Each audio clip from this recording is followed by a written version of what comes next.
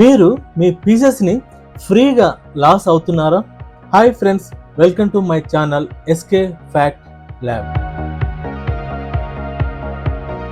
Last క్లాస్లో మనం pieces development గురించి నేర్చుకున్నాము. ఇప్పుడు క్లాస్ 6లో ఇంకొన్ని కామన్ మిస్టేక్స్ ఏమిటో చూద్దాం.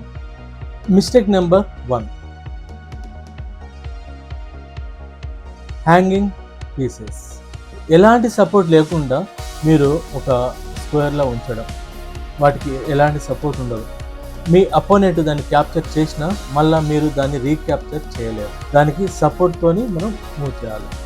చూద్దాం. ఇప్పుడు చూడండి ఎగ్జాంపుల్, E4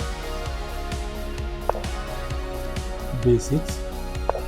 ఇక్కడ బిషప్ పెట్టాము, బిషప్ నుంచి మనము A6లోకి పెట్టాము. కానీ ఇక్కడ ఏం లాభం, ఏదో మూవ్ జరపాలని చెప్పి జరిపాము తప్పితే ఇక్కడ ఎలాంటి యూజ్ లేదు. సో దీనికి సపోర్ట్ కూడా లేదు. అట్లీస్ట్ క్వీన్ ఇక్కడ ఉంటేనన్నా మనకు సపోర్ట్ ఉన్నట్టు, లేదా నైట్ ఇక్కడ ఉంటేనన్నా సపోర్ట్ ఉన్నట్టు. ఇప్పుడు మనకు ఎలాంటి సపోర్ట్ లేదు. సో అతను ఈజీగా బిషప్తో తినేస్తాడు. ఓకే, సో ఇలా మనం ఫ్రీగా పీసెస్ ఇవ్వడం అంటారు. ఇది రూల్ నెంబర్ 1. ఇలా మనం ఎప్పుడు చేయకూడదు. ఖచ్చితంగా దానికి సపోర్ట్తో ఒక ప్లానింగ్తో మనం మూవ్ చేయాలి. సో ఎలా మూవ్ చేయాలంటే E4 E5 night F3 night C6 A3. ఇప్పుడు మనము నైట్ అనేది మనము B4లోకి మూవ్ చేసినాం. ఇక్కడ సపోర్ట్ ఉంది మనకి, ఇక్కడ పెట్టాము. కానీ ఏం లాభం, కానీ అక్కడ పాన్తో చనిపోతుంది కదా. పాన్ అనేది జస్ట్ 1 పాయింట్, ఇది 3 పాయింట్స్. ఈ నైట్ బిషప్స్ అనేది మనకు మైనర్ పీసెస్, చాలా ఇంపార్టెంట్ పీసెస్. ఇది పాన్ అనేది జస్ట్ 1 పాయింట్. సో ఇప్పుడు ఇలా తినడం అనుకోండి, ఏం లాభం, మీకు 2 పాయింట్స్ లాస్. మీకు ఒక మేజర్ పీస్ వెళ్ళిపోతుంది, అలాగే ఒక మైనర్ పీస్ వెళ్ళిపోతుంది. ఇది ఒక బెస్ట్ ఎగ్జాంపుల్. ఇలాంటిది మనం చేయకూడదు. మిస్టేక్ నెంబర్ 2, అపోనెంట్ ప్లాన్ని ఇగ్నోర్ చేయడం. అంటే అతను జరుపుతున్న మూవ్స్ని ఎందుకు జరుపుతున్నాడో మనం పట్టించుకోకుండా ఉండడం. అపోనెంట్ ఏం ప్లాన్ చేస్తున్నాడో చూడకుండా ఆడడం వెరీ డేంజరస్. అపోనెంట్ ఒక స్టెప్ వేశాక అతను ఆ స్టెప్ ఎందుకు వేశాడు అనేది మనం ఒక 5 to 10 seconds థింక్ చేయాలి. ఆ తర్వాతనే దానికి అనుగుణంగా మన రిప్లై అనేది ఉండాలి. ఎగ్జాంపుల్ చూద్దాం. E4 E5 queen F3 night C6 night C3 night D4.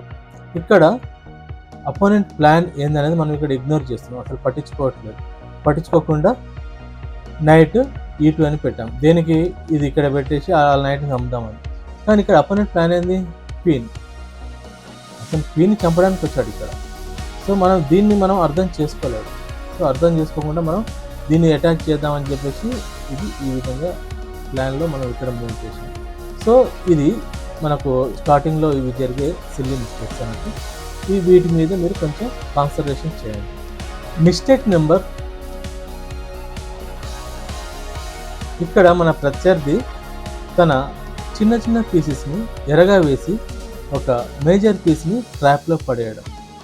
దాన్ని మనం అబ్జర్వ్ చేయకుండా, అంటే థింక్ చేయకుండా ఇగ్నోర్ చేసి మనం వేరే స్టెప్ వేస్తాం జనరల్గా. సో అప్పుడు మన మేజర్ పీస్ అనేది చనిపోతుంది. ఎగ్జాంపుల్ చూద్దాం.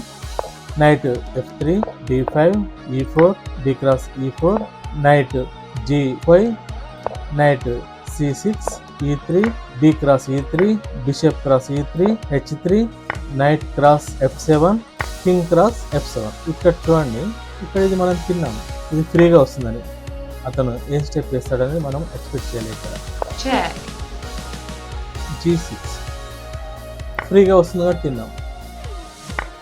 సో ఈ క్వీన్ని తినడానికని అతను మనల్ని ఇక్కడ నుంచి ట్రాప్ చేసింది. ఇది ఒక ఎగ్జాంపుల్. ఇంకో ఎగ్జాంపుల్ చూద్దాం. E4 C5 D4 C cross B4 C3 D cross C3 night cross C3 night C6 night F3 D6 bishop c4, night f6, e5, night cross e5, night cross e5, d cross e5. ఇప్పుడు మన opponent ఏం చేస్తున్నట్టే check పెట్టాడు, తిన్నాం. మన queen అనేది ఇక్కడ loss అయింది. ఈ ఎగ్జాంపుల్స్ మైండ్లో పెట్టుకొని మనం గేమ్ని ఇంప్రూవ్ చేసుకోవాలి. మిస్టేక్ నెంబర్, ఎలాంటి ప్లాన్ లేకుండా ఆడడం.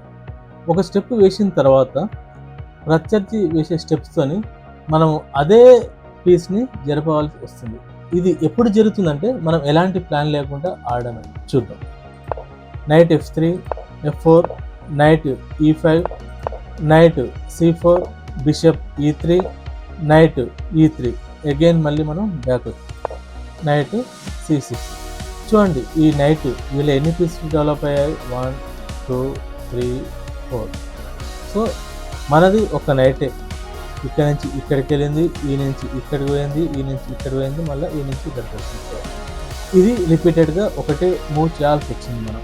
సో ఇలా జరగకుండా చూసుకోవాలి.